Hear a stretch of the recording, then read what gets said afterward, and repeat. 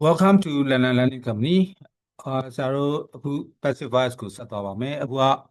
grade 12 trader ပဲပြန်သွားပါပြီ။ grade 12မှာမေးခွန်းတွေပါမိပါတယ်။ဆရာတို့မေးခွန်းမှာမျိုးစာ2မျိုးရှိတယ်။ yes no question နဲ့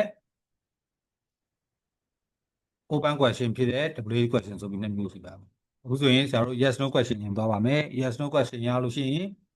WH question ရပါပြီ။ဆိုရင် yes no question ဆိုတာပါလေ happen verb ကို subject ရှိပို့ပြီးတာ24လုံး happen verb auxiliary verb 24လုံးရှိပို့ပြီးမယ်ဆရာတို့ present simple မှာဆိုရင်အခုရိယာအငင်းလို့အခုရိယာလိုတဲ့အခါဘယ်အခါမှာလုံးလဲအငင်းလို့မေးခွန်းလို့ဆိုရင် happen verb do does ရမယ်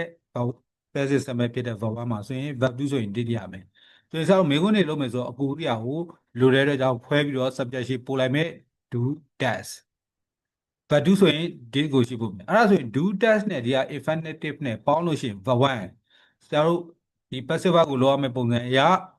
verb 1ဆိုရင် amisa verb 2ဆိုရင် was ဆိုတာဖြစ်တဲ့ကြောင့် do does နဲ့ verb infinitive နဲ့ပေါင်းရင် verb 1ဆိုရင် amisa ဖြစ်တဲ့ကြောင့် main verb ကဒီမှာ verb infinitive ဖြစ်တဲ့ကြောင့် receiver ကိုရှေ့ပို့မယ်ဟိဆိုလို့ရှိရင် passive verb ပြောင်းမှာဖြစ်တဲ့ကြောင့် verb 1ဆိုရင် amisa ဆိုတော့အဲ့မှာလဲ verb to be plus verb 3မှာ verb to be က happen မှာဖြစ်တဲ့သူကိုရှေ့ပို့မယ်ဆိုတော့ amisa ရှေ့ပို့တယ် amisa ကိုရှေ့မှာရေးတယ်ပြီးတော့မှ receiver ကို main verb ရှေ့နောက်ကနေရှေ့ပို့မယ်ပြီးရင် verb infinitive ဖြစ်တဲ့ verb 0ကို verb 3ပြောင်းတယ်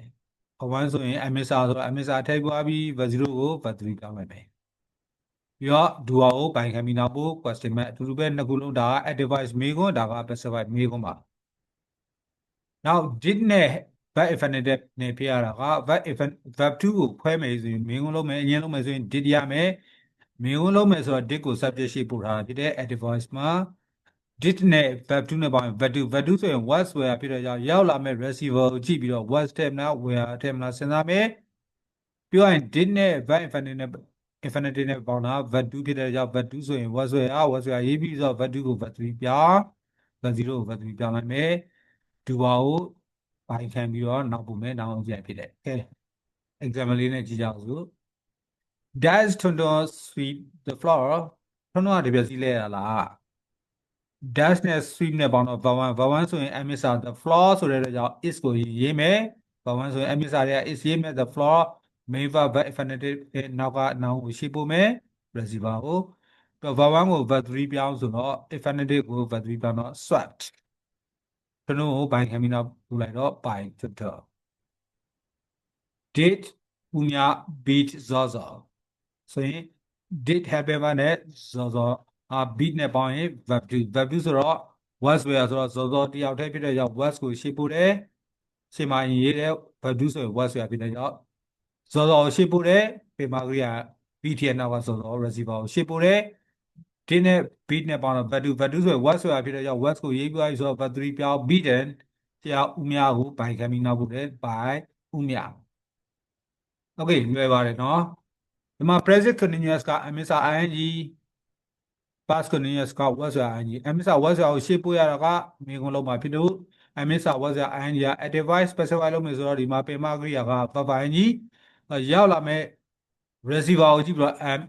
is are am ကတော့မရှိပါဘူးเนาะ is are ထည့်မလားဖြေခဲ့ပါတယ် was ထည့်မလားစဉ်းစားမယ်အနေများပင်မကရိယာ verb ing နောက်က receiver ကိုရှေ့ပို့မယ်amisa was ကိုသူတိုင်းပြန်ရေးမယ် verb ing ဆိုရင် bing ထည့်တဲ့ verb ing ကို verb 3ပြောင်း by 2ကပထမအတိုင်းပါပဲရှေ့ကို happen verb လေးပို့လိုက်တာပဲပါပါတယ် are the boys playing football ဒီ football ရှေ့ပို့မှာဖြစ်တဲ့ကြောင့် are ကနေ is ပြင်မယ် playing ဆိုတဲ့ main verb နောက်က receiver football ရှေ့ရမယ် verb ing ဆိုတော့ bing ထည့်တယ် verb ing ကို verb 3ပြောင်းတော့ played တော့ the boys ကို by ခံပြီးတော့နောက်ပို့တော့ by the boys first man မိပါနဲ့เนาะဒါမိတတ်တယ်เนาะကြာပါ was များများ doing homework one တလိုက် one တော့မိပြတ်တော့များများအင်စာလုပ်နေသလားတဲ့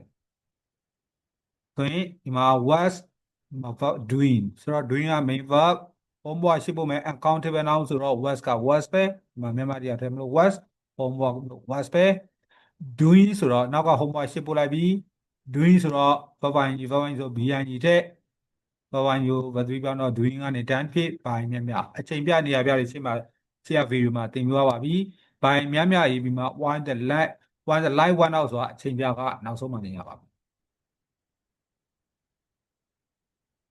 Now has have verb 3က present perfect had plus verb 3က past perfect ရှေ့မှာအတိုင်းပါပဲဘာလေးပဲကွာသွားလဲ happen verb ကိုရှေ့ပို့လိုက်တယ်ဒါပဲကွာတယ်နောက်ပြန်ပို့ပြီးစဉ်းစားလိုက်ရတယ်နော်ဆို has have verb 3ဒီလိုစဉ်းစားရတယ်ဆို has have had ကတော့ has have ကတော့ရောက်လာမဲ့ receiver ကိုကြည့်ပြီးတော့ has have အနေများပြောင်း verb had မှာတော့ past perfect မှာတော့ had ကတော့အနေများမရှိဘူး had က had ပဲအကြည့်တာနော်ဆရာမပြောင်းရအောင် receiver ရှေ့ပို့မဲ့ verb 3ဆိုရင် BN ထက်ဘာverb 3က verb 3ပဲပိုင်ခံပြီးဒီမှာကိုပိုင်ခံပြီးနောက်ပို့မဲ့နောက်မှာ positive has Bobo opened the doors Bobo တယောက်တည်းမလို့ has opened has ကိုရှေ့ပို့ထားတယ်ရောက်လာမဲ့ the doors မှာ s ပါတယ်ကြောင့် have ပြောင်းမဲ့ has ကို the doors ရှေ့ပို့မဲ့ opened က main verb 3ဆိုverb 3မှမလို့တယ်မှာ has ရှိနေတယ်လေ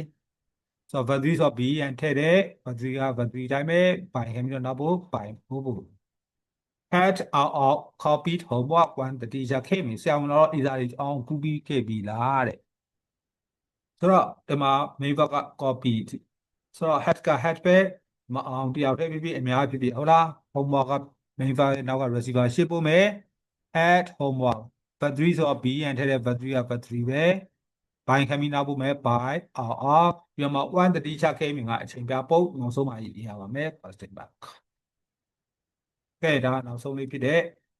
future where plus infinitive လို့မို့ near future I miss are going to infinitive ဆိုတော့ well ဆိုရင် well ပဲပြန်မယ်နည်းများညှိစရာမလို I miss are ညှိရောက်လာမဲ့ receiver ကိုမူတည်ပြီးတော့ well verb 0ဆိုရင် bb ထဲဆိုတော့ verb 0 bb ထဲတယ် verb 0မလို့ verb 0ကို verb 3ပြ going to infinitive verb 0ဆိုရင် bb ထဲ going to be verb 0ကို verb 3ပြဆိုတော့ဒူအောင်ကိုပိုင်ခံပြီးနောက်ပို့ well ဥမောင်ပါ a new car ကိုရှေ့ပို့မှာပိုင်နောက်မှာမလို့ well ကပြန်ရင်းမဲ့မိကုန်ဖြစ်တဲ့ကြောင့် a new car ရှေ့ပို့ပြီး verb 0ဆိုရင် bb ထဲတယ် verb 0ကို verb 3ပြောင်းပိုင်ကနေ bought ပြောင်းမယ်ပိုင်နောက်ခံပြီးတော့နောက်ပို့မယ်ပိုင်ဥမြ question is တော်များ going to teach English ဆိုတော့ English ကိုရှေ့ပို့မယ်ပြမကရိယာက is going to teach is ပြန်ရင်းမဲ့ English မလို့ going to ပြန်ရင်းမဲ့သူရဲ့နောက်မှာ infinitive verb 0 bb ထက် verb 0ကို verb 3ပြောင်း teach ကနေ taught ဖြစ်ပြန်တော်များကိုပိုင်ခံပြီးနောက်ပို့တော့ by တော်များအဲဆိုရင်ဆရာတို့မြေပုံစံ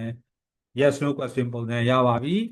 ဟာဆိုရင်နောက်ဗီဒီယိုတွေတိုင်း double question တွေပြောလိုက်မယ်ဆိုရင်တော်တော်ဆုံးသွားပါပြီအားလုံးစုံတော့ဖြစ်ပြီမဲ့ impersonal